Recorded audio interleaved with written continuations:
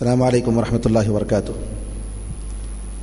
بسم اللہ الرحمن الرحیم، الحمد للہ رب العالمین، والصلاة والسلام علی سید الانبیاء والمرسلین نبینا محمد وعلی آلہ وصحبہ اجمعین ومن تبعہم بإحسان الی یوم الدین۔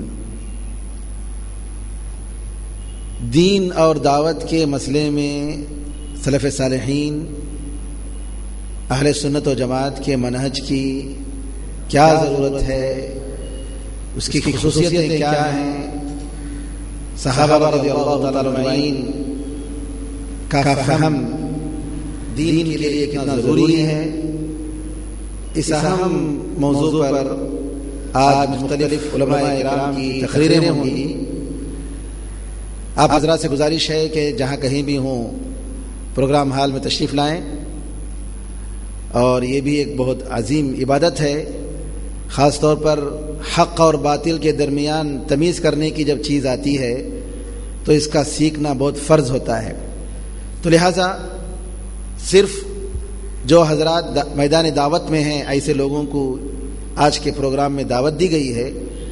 جو حضرات مسجد میں تشریف فرما ہیں ان سے گزارش ہے کہ پروگرام ہال میں تشریف لائیں۔ پروگرام کا آغاز تلاوت کلام پاک سے شروع ہوگا۔ میں شیخ عبدالغنی عمری مدنی کو دعوت دوں گا کہ تلاوت کلام پاک سے اپنے پروگرام کو آغاز کریں۔ اعوذ باللہ من الشیطان الرجیم، بسم اللہ الرحمن الرحیم۔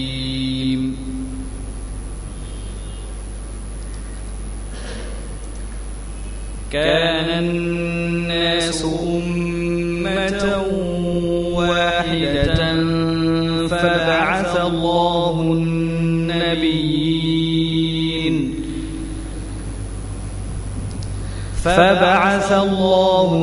النبيين مبشرين ومنذرين وأنزل معهم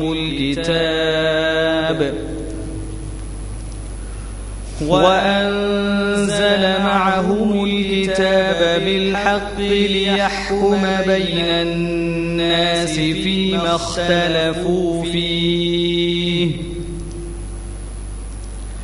وما اختلف فيه إلا الذين أوتوه من بعد ما جاءتهم البينات بغيا بينهم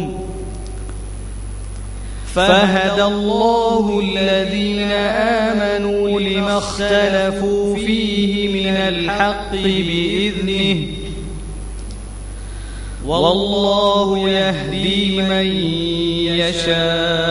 يشاء إلى صراط مستقيم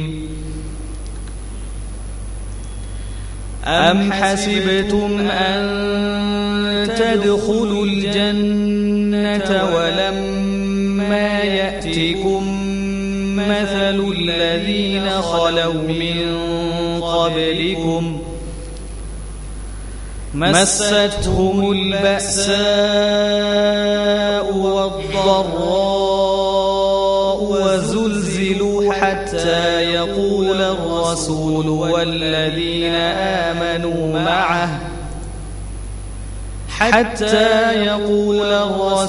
والذين آمنوا معه متى نصر الله ألا إن نصر الله قريب۔ شیخ عبدالغنی نے جن آیاتوں کی تلاوت کی، چونکہ ان آیاتوں کا تعلق آج کے پروگرام سے زیادہ قریب ہے، لہذا میں اس کا ترجمہ آپ کے سامنے پیش کر رہا ہوں۔ سورہ بقرہ آیت نمبر 213 سے آیت نمبر 214 تک کی 2 آیتیں آپ نے پڑھی ہیں۔ اس کا ترجمہ ہے کہ لوگ ایک ہی امت تھے، تو اللہ تعالیٰ نے نبیوں کو خوشخبری دینے والا اور ڈرانے والا بنا کر بھیجا، اور ان کے ساتھ کتاب کو حق کے ساتھ نازل کیا، تاکہ لوگوں کے درمیان جن میں وہ اختلاف کر چکے ہیں فیصلہ کرے، اور اس میں انہی لوگوں نے اختلاف کیا جن کو کتاب دی گئی بعد اس کے کہ ان کے پاس کھلی نشانیاں آئیں، اور اختلاف بھی اپنے درمیان ظلم کرتے ہوئے انہوں نے کیا۔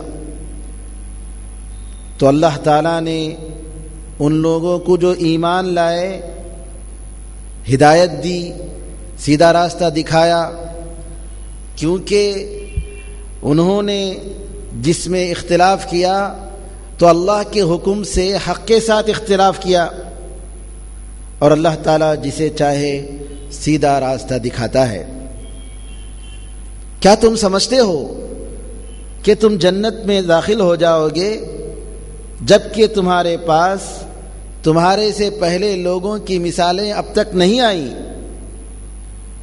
انہیں بڑی تکلیفیں اور بڑی مصیبتیں پہنچیں اور ان کو ہلایا گیا، حتیٰ کہ رسول اور جو ان کے ساتھ ایمان لائے انہوں نے کہا اللہ کی مدد کب آئے گی؟ سنو، اللہ تعالیٰ کی مدد بہت ہی قریب ہے۔ استقبالیہ کلمے میں میں یہ بات بتانا آپ کو ضروری سمجھتا ہوں، جیسا کہ قرآن کریم کی یہ آیتیں بتاتی ہیں۔ اس آیت کی تفسیر میں عبداللہ بن عباس رضی اللہ تعالیٰ عنہما کا قول ہے کہ آدم علیہ السلام اور ان کی اولاد 1000 سال تک ایک ہی جماعت تھی، کوئی اختلاف نہیں تھا۔ سب آدم علیہ السلام، ان کے باپ ابو البشر آدم علیہ السلام کے دین پر تھے، ایک ہی عقیدہ، عقیدہ توحید، ایک ہی طریقہ۔ بعد میں شیطانوں نے آ کر ان کو گمراہ کیا اور شرک کو پھیلایا، بدعات کو پھیلایا، تو اللہ تعالیٰ نے انبیاء اکرام کو بھیجا، قرآن اپنی کتابوں کو نازل فرمایا، تاکہ جن مسائل میں لوگ اختلاف کیے ہیں ان میں انصاف کے ساتھ، حق کے ساتھ اللہ تعالیٰ فیصلہ کرے۔ اللہ تعالیٰ نے یہاں ایک اور پتے کی بات بتائی کہ اس میں اختلاف کرنے والے، کتاب میں، اللہ کی کتاب میں اختلاف کرنے والے کون تھے؟ دوسرے لوگ نہیں، خود ان کے لوگوں نے اختلاف کیا، جن کو کتاب دی گئی انہوں نے اختلاف کیا، اور وہ بھی اختلاف کس لیے کیا؟ ایک دوسرے کو ظلم کرتے ہوئے کیا۔ ارے تو کون بھائی، تیری بات کیا مانوں گا میں؟ عام طور پر یہی نہ بات ہوتی ہے، میں پن، تکبر، حق کو قبول نہیں کرنے کی استطاعت، یہ جو ہے اس کی وجہ سے اختلافات ہوتے ہیں۔ اسی لیے آپ دیکھیں گے جہاں بھی اللہ تعالیٰ ایسا ذکر کرتا ہے، کہتا ہے بغیم بینہم، ایک دوسرے پر ظلم کرتے ہوئے، یعنی حق کو معلوم ہونے کے بعد اس لیے قبول نہیں کر رہے ہیں کہ وہ میرے جیب سے نہیں آیا ہے، میرے دماغ سے، میرے سر سے نہیں آیا ہے، یا ہماری جماعت کے لوگوں کی طرف سے نہیں آیا ہے، کسی اور کی طرف سے آیا ہے، ہمارے امام صاحب کی طرف سے نہیں آیا ہے۔ تو اللہ نے یہاں اشارہ کیا کہ دیکھو جن لوگوں نے اختلاف کیا ہے، قرآن کریم ان کی کتابوں کو دینے کے بعد اختلاف کیا ہے، امت مسلمہ میں یہی بات ہے، امت مسلمہ میں جو اختلاف ہوا ہے، کتاب اللہ تعالیٰ کی نازل کرنے کے بعد، رسول اللہ صلی اللہ علیہ وسلم کی سنت واضح ہونے کے بعد اختلاف ہوا ہے۔ اللہ تعالیٰ کہتا ہے کہ جو ایمان لائے ان کو اللہ تعالیٰ سیدھا راستہ دکھاتا ہے۔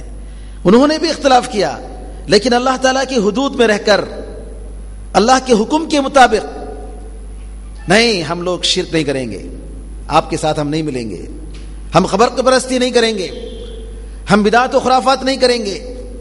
اللہ تعالیٰ کے حکم سے، اللہ کی اجازت سے انہوں نے اختلاف کیا، کیونکہ اللہ تعالیٰ اس کی گنجائش نہیں دیتا ہے، اللہ تعالیٰ اس میں دوسروں کو برداشت کرنے کے لیے نہیں کہتا ہے۔ تو اللہ تعالیٰ نے فرمایا فَهَدَى اللَّهُ الَّذِينَ آمَنُوا لِمَا اخْتَلَفُوا فِيهِ مِنَ الْحَقِّ بِإِذْنِهِ، ایمان کرنے والے، ایمان لانے والے جو اہل حق ہیں وہ بھی اختلاف کرتے ہیں، لیکن حق کے ساتھ اختلاف کرتے ہیں، باطل کے لیے نہیں، اور جہاں حق ہوتا ہے وہاں قبول کرتے ہیں۔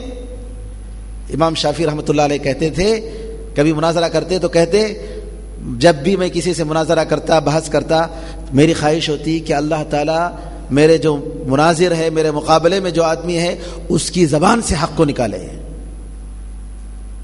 آج کل مناظرے میں یہ ہوتی ہے کہ اس کو کیسا رگڑوں اس کو کیسا جو ہے مطلب شکست دوں, یہ نہیں بلکہ اس کی زبان سے حق نکلے. یہ شوق یہ جذبہ سلف صالحین کا تھا اور اسی اخلاص کی وجہ سے اللہ تعالیٰ ان کو ہدایت دیتا ہے. مقصد جیتنا نہیں ہوتا ہے, حق واضح ہونا, صحیح بات کیا ہے واضح ہونا. تو پھر اللہ تعالیٰ نے کہا کہ کیا تم یہ سمجھ رہے ہو کہ تم جنت میں آسانی سے داخل ہو جاؤ گے؟ نہیں, جنت بہت مہنگی ہے. الا ان سلعۃ اللہ غالیہ, جنت بہت مہنگی ہے, آسان نہیں ہے. ہم لوگ اگر سو کر غفلت کے ساتھ ایسے ہی گزارنا چاہیں تو جنت نہیں ملے گی. جنت کے لیے بہت کچھ محنت کرنی ہے, قربانیاں دینی ہے. شیخ الاسلام ابن تیمیہ رحمۃ اللہ علیہ حسین رضی اللہ تعالیٰ عنہ کی شہادت کے بارے میں ذکر کرتے ہوئے کہتے ہیں کہ ان کو اتنے تکلیف کے ساتھ جو ہے ان کو اس دنیا سے رخصت ہونا پڑا. کئی مصیبتیں آئیں اس لیے کہ حسین رضی اللہ تعالیٰ عنہ رسول اللہ صلی اللہ علیہ وسلم کے نواز سے اسلام جب پاورفل تھا اس وقت پیدا ہوئے.